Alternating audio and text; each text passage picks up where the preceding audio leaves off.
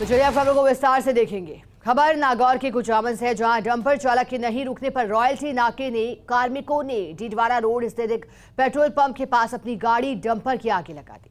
इसके बाद रॉयल्टी नाके के कार्मिक और डंपर में सवार 3 लोग आमने सामने हो गए। नौबत मारपीट तक पहुंच गई। इस संबंध में कुचामन थाने में दोनों पक्षों की ओर से SC/ST एक्ट में मुकदमा दर्ज कराया गया।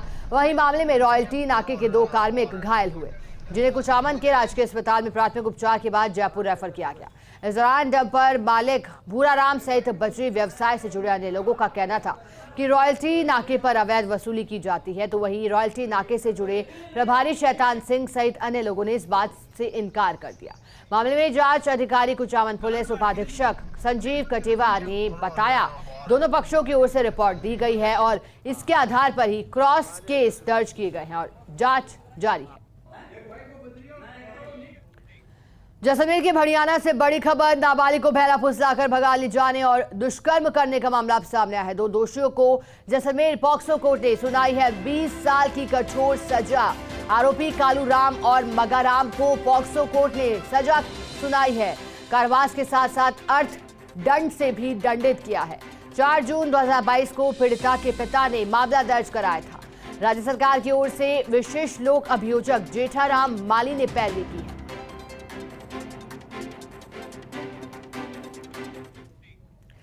राजसमंद के केलवा थाना क्षेत्र के पड़ासली गांव में बुजुर्ग महिला की हत्या का मामला अब सामने आया है। पुलिस, FSL टीम और डॉग स्क्वाड ने मौका मुआयना किया। पुरानी रंजिश और जमीनी विवाद के चलते हत्या की आशंका है। पुलिस के अनुसार मृतका सोनी देवी है। बड़े बेटे के घर से खाना खाकर आई थी, घर में सो रही थी और सुबह पड़ोसियों ने देखा तो सोनी देवी का शव जमीन पर मिला। हालांकि पुलिस का कहना है कि सारा सामान जगह पर मिला। लूट के लिए हत्या का मामला नहीं दिख रहा है। मृतका के गले से गहने नहीं मिले। पुलिस मामले की जांच में जुटी है। जालौर में मातृ एवं शिशु अस्पताल में नवजात बच्ची मिली है। बाल कल्याण समिति की चेयरपर्सन लीला राजपुरोहित, सदस्य राम सिंह चंपावत, सरिता चौधरी ने नवजात को अस्पताल में भर्ती कराया। अस्पताल में डॉक्टर मुकेश चौधरी ने बताया कि नवजात बच्ची को जन्म के 1 से 2 घंटे के अंदर ही अज्ञात ने पालना गृह में छोड़ दिया। नवजात बच्ची कमजोर है। नवजात का वजन 1.5 किलो है। कमजोर होने के कारण बाल कल्याण समिति के संरक्षण में इलाज जारी है। पूर्व मुख्यमंत्री वसुंधरा राजे 3 दिवसीय झालावाड़ दौरे पर हैं। दौरे के पहले दिन पूर्व CM राजे डाक बंगला से रवाना होकर पीपाजी धाम पहुंचे, जहां संत पीपानंद महाराज से मुलाकात कर आशीर्वाद प्राप्त किया। साथ ही झंकारेश्वर महाराज का भी आशीर्वाद मिला। इसके बाद वसुंधरा राजे राड़ी के बालाजी पहुंची, जहां महाआरती में शामिल होकर 56 भोग कार्यक्रम में हिस्सा लिया। इस दौरान सांसद दुष्यंत सिंह सहित जिले के 3 विधायक भी उनके साथ मौजूद थे।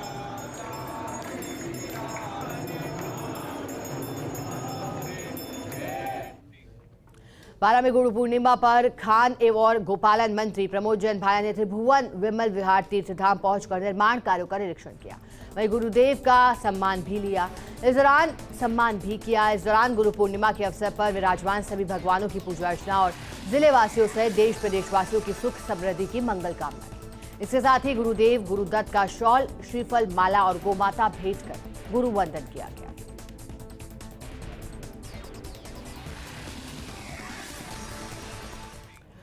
देश और प्रदेश में गुरु पूर्णिमा का पर्व हर्षोल्लास के साथ मनाया गया। हाथौज धाम में हजारों की संख्या में भक्त अपने गुरु का आशीर्वाद प्राप्त करने पहुंचे। हाथौज धाम के बाल मुकुंद आचार्य महाराज ने भक्तों ने उनसे आशीर्वाद लिया। बड़ी संख्या में शिष्यों ने गुरु दक्षिणा भेंटकर बहन से आशीर्वाद दिया। महाराज बाल मुकुंद आचार्य ने कहा कि गुरु शिष्य का निराला रिश्ता है। इस रिश्ते का बहुत बड़ा महत्व है। गुरु के सानिध्य में शिष्य हमेशा प्रगति करता है। इस अवसर पर हाथौज धाम में हजारों लोगों ने प्रसादी भी ग्रहण की। आज वह दिवस है जहां वैष्णव जन मंत्र दीक्षा लेकर अपनी साधना, आराधना, पूजन और अपने ज्ञान के कार्य को आगे बढ़ाते हैं। ये आज वो दिवस है। वैष्णवों के लिए सबसे महत्वपूर्ण दिवस होता है गुरु दीक्षा पर्व, जहां मंत्र दीक्षा ली जाती है और भगवान की आराधना पूजन करके स्वाध्याय करके भगवान को प्राप्ति का मार्ग प्रवेशित होता है। सामाजिक न्याय एवं अधिकारिता विभाग की ओर से राज्य स्तरीय लाभार्थी पालनहार महोत्सव का आयोजन हुआ, जिसमें डूंगरपुर जिले के 500 से अधिक लाभार्थी अधिकारी और जनप्रतिनिधि वर्चुअली शामिल हुए। मुख्यमंत्री अशोक गहलोत ने जयपुर स्थित सीएम आवास से डूंगरपुर जिले के 7,897 लाभार्थियों के बैंक खातों में 1,99,00,000 रुपए की राशि ऑनलाइन ट्रांसफर की। इस दौरान सीएम गहलोत ने डूंगरपुर जिले के दिव्यांग पालनहार गणेश लाल रोत और विधवा पालनहार पूनम सोलंकी से संवाद भी किया। डूंगरपुर के सिंधिया ऑडिटोरियम में आयोजित कार्यक्रम में डॉक्टर शंकर यादव और जिला कलेक्टर लक्ष्मी नारायण सहित कई लोग शामिल हुए। राजस्थान में लगभग 6 लाख लोगों को लाभ दिया जा रहा है और 88 करोड़ रुपया इन पालनहार योजना में लोगों को लाभान्वित किया जा रहा है। मुझे ये कहते हुए खुशी है कि डूंगरपुर में लगभग 8,000 लोगों को इसका फायदा दिया जा रहा है और करीब करीब 2 करोड़ से ज़्यादा रुपए की राशि इनके खातों में ट्रांसफ़र की जाएगी। बहुत बड़ा कदम है, ये एक ऐतिहासिक काम है कि जो पालनहार योजना के तहत उन लोगों को लाभ दिया जाए जिनको जो पीड़ित हैं, जो मजलूम हैं, जिनको ज़रूरत है। बांसवाड़ा में हरिदेव जोशी रंगमंच पर जिला स्तरीय पालनहार लाभार्थी योजना महोत्सव आयोजित किया गया। आयोजन में जनजातीय विकास राज्य मंत्री अर्जुन सिंह बामनिया मुख्य अतिथि के तौर पर मौजूद रहे। कार्यक्रम में जिले भर से पालनहार योजना से जुड़े 500 से अधिक लाभार्थी उपस्थित रहे, जिसमें जिला प्रमुख रेशम मालविया, जिला कलेक्टर प्रकाश चंद्र शर्मा, नगर परिषद सभापति जैनेन्द्र त्रिवेदी भी मौजूद रहे। हमारे माननीय मुख्यमंत्री जी ने पूरे प्रदेश को बच्चों का, ऐसे अनाथ बच्चों का पालने का काम किया है। वो पालनहार योजना उनके जिनके 500 रुपया बहन के पेंशन थी उनका 1000 किया। जो बच्चे पढ़ने जाते हैं 6 से 18 साल के, उस बीच के बच्चे का 1500 रुपया किया। इस तरह पूरे प्रदेश में सभी पालनहार योजनाओं के लाभार्थियों को राशि उनके खाते में देने का काम किया है। प्रदेश में एक बार फिर खेलों का महा आयोजन शुरू होने जा रहा है। राज्य सरकार 10 जुलाई से राजीव गांधी ग्रामीण एवं शहरी ओलंपिक खेल का आयोजन करेगी। इन खेलों में हिस्सा लेने के लिए लगभग 57 लाख खिलाड़ियों ने अपना रजिस्ट्रेशन भी करवाया है। इस आयोजन के प्रति जन जागरूकता फैलाने के लिए मुख्यमंत्री अशोक गहलोत ने अपने आवास से 10 वाहनों को हरी झंडी दिखाकर रवाना किया। ये वाहन कला जत्थों के साथ प्रदेश के सभी ब्लॉक और विधानसभा क्षेत्र में जाएंगे और खेलों को लेकर जागरूकता फैलाएंगे। मुख्यमंत्री ने इस अवसर पर खेलों के आयोजन से संबंधित मशाल को रवाना किया। साथ ही प्रतिभागियों को दी जाने वाली टी-शर्ट, मेडल्स और सर्टिफिकेट्स का विमोचन भी किया। वहीं खेल राज्य मंत्री अशोक चांदा ने कहा कि इन खेलों से फिट राजस्थान, हिट राजस्थान की भावना साकार हो रही है। ग्रामीण व शहरी ओलंपिक खेलों की मसाल शुभारंभ हुआ है। जैसा आप सबको मालूम है, पिछली बार जो है पिछले साल हम लोगों ने एक नई शुरुआत करी थी ग्रामीण ओलंपिक की राजस्थान के अंदर।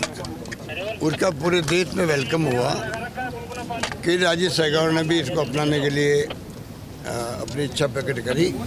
आईजी ओम प्रकाश पासवान ने बीकानेर में टपरी में जनसुनवाई की है। जनसुनवाई करना परिवादियों को भी भा रहा था। इस मौके पर आईजी पासवान ने कहा कि सरकार की मंशा के अनुरूप काम करने का प्रयास है। बंद कमरे में सभी परिवादी नहीं आ पाते हैं। टपरी में कई जिलों से आए परिवादियों की समस्या का समाधान करने की कोशिश करते हैं। आईजी इन मामलों में विधि अनुसार और प्रकरण की गंभीरता के हिसाब से निर्णय भी लेते हैं। इस मौके पर परिवादियों से फीडबैक और आईजी ओम प्रकाश पासवान से खास बातचीत की हमारी सहयोगी लक्ष्मण राघव ने। बीकानेर आईजी ओम प्रकाश पासवान की एक अच्छी पहल है। हमने देखा होगा पुलिस अधिकारी एयर कंडीशनड हॉल में लोगों से मिलते हैं, सुनते हैं, लेकिन वहाँ एक कहीं ना कहीं दूरी आ जाती है और ये भी लगता है वो पूरा एक लवाजमा होता है, लेकिन यहाँ पर बहुत आसानी से आप देखेंगे अलग अलग इलाके से लोग आए हुए हैं। आईजी बात सुनते हैं एक एक की, और जो भी उस वक्त लगता है कि सही है या जिस पर ये किया जाना चाहिए वो करते हैं। तो स्वाभाविक तौर पर देखिएगा एक अच्छी कोशिश है। और ख़ास बात यह कि पीछे भी जो अगर लगा हुआ बैनर देखें तो आईजी ने खुद का नाम नहीं लिखा है, जन सुनवाई राजस्थान सरकार। और वास्तव में ये बात ठीक भी है कि ये लोग कहीं ना कहीं सरकार के प्रतिनिधि हैं। लोग इस तरह से आके बात करते हैं, सुनते हैं, और देखिएगा एक आध मामलों में उन्होंने वो भी किया है। सर, ये मन में क्यों आया, बहुत छोटा सा बस आपसे, क्योंकि आप सुनवाई कर रहे हैं, कि क्यों मन में आया और उसका कितना असर ठीक जा रहा है या क्या लगता है आपको? कमरे में बहुत सारे परिवादी अपनी बात नहीं रख पाते, उनको लगता है वर्दी का भी डर लगता है, या हमारे अन्य अधिकारी भी रहते हैं, इसलिए सभी के सामने बैठ करके और उनकी बात सुनने में इनकी सही बातें सामने आती हैं और जिससे कि हम सही निर्णय ले पाते हैं। अच्छा, आपने ये दिन भी निश्चित किए हुए हैं कि बुजुर्गों की सुनवाई शुक्रवार को, ये इस तरह का भी आपने वो किया ताकि ये एक तरह से तामझाम ना लगे, वो अपनी बात कह सके आके आसानी से? जी, एक दिन शुक्रवार का दिन है, वो बुजुर्गों के लिए नियत कर रखा है। वो सारे परिवादी को सुनते हैं, पर विशेष तौर पे बुजुर्गों के लिए सुनते हैं कि उनके जो पुराने परिवाद हैं उनकी विवेचना करते हैं, और नए कोई परिवादी आता है तो उनसे उनकी पूरी बात सुन करके फिर उस पर निर्णय लेते हैं, जिससे कि बुजुर्ग अगर फ्राइडे को आ पाए तो उनकी बात अच्छी ढंग से सुन करके उस पर विचार किया जाए। बहुत शुक्रिया। तो आप देख सकते हैं कहीं ना कहीं ये जरूरी भी है कि पुलिस परिवादियों के बीच दूरी जो है कम हो, और उम्मीद करें कि आईजी ओम प्रकाश इस टपरी में जो सुनवाई कर रहे हैं वो केवल प्रचार तक ना रहे, उसमें लोगों को, जो लोग आते हैं अपना परिवार लेकर दूर दराज से अपनी बात रखते हैं, उनको वास्तव में न्याय मिले। और यही अवधारणा सरकार की कम से कम है कि जो लोग हैं अपनी समस्या को, कहीं ना कहीं बहुत सारी ऐसी चीज़ें होती हैं कि नहीं हो पाती, यदि एक बड़ा अधिकारी रेंज का इस तरह से बैठकर उनके बीच सुनता है बिना किसी एसी के, उमस के बीच, तेज़ तापमान के बीच, तो एक उम्मीद जागती है कि शायद कुछ मामलों में ठीक परिणाम आ जाएं। कैमरा पर्सन गुलाम रसूल के साथ Laxman Raghav, First India News, Bikaner. आगे बढ़ेंगे। जयपुर एसीबी ने प्रतापनगर थाने में तैनात हेड कांस्टेबल को 10,000 की रिश्वत लेते ट्रैप किया। आरोपी हेड कांस्टेबल शोभा राम मीणा परिवादी से राजीनामा होने के बाद भी रुपए मांग रहा था। एसीबी की कार्यवाहक डीजी हेमंत प्रियदर्शी ने बताया कि परिजनों के खिलाफ दर्ज मुकदमे में भाई और मां को गिरफ्तार नहीं करने की एवज में परिवादी से हेड कांस्टेबल शोभाराम मीणा ने 1 लाख रुपए मांगे थे। रिश्वत के 10,000 रुपए लेते वक्त एसीबी की टीम ने आरोपी हेड कांस्टेबल को गिरफ्तार कर लिया। एसीबी की टीम हेड कांस्टेबल के आगरा रोड स्थित मंगलम विहार आवास पर सर्च में जुटी है। ये ट्रैप कार्रवाई है सर। हमारे पास परिवादी की शिकायत आई कि उनके भाई और मदर फादर के खिलाफ एक केस दर्ज है जिसकी इन्वेस्टिगेशन शोभाराम जी हेड साहब द्वारा की जा रही है। तो वो हमसे मेरे फादर को तो अरेस्ट कर लिया था, मदर और उसके भाई को उसका नाम रिलीज़ करने की उसमें पैसे मांग रहे हैं। तो हमने उसका वेरिफिकेशन करवाया। वेरिफिकेशन में उनके 1 लाख रुपए की डिमांड आई थी। फिर उसके बाद ट्रैप कार्रवाई में उन्होंने उससे पहले इनकी दोनों पार्टियों का राजीनामा भी हो गया था, लेकिन फिर भी उनके द्वारा बार बार पैसे मांगे जा रहे थे कि भाई अभी भी मैं उनको अरेस्ट कर सकता हूँ अगर पैसे नहीं दिए तो तुमको। फिर हमने ये ट्रैप कार्रवाई की आज, जिसमें इनको 10,000 रुपये लेते हुए रंगे हाथ पकड़ा गया।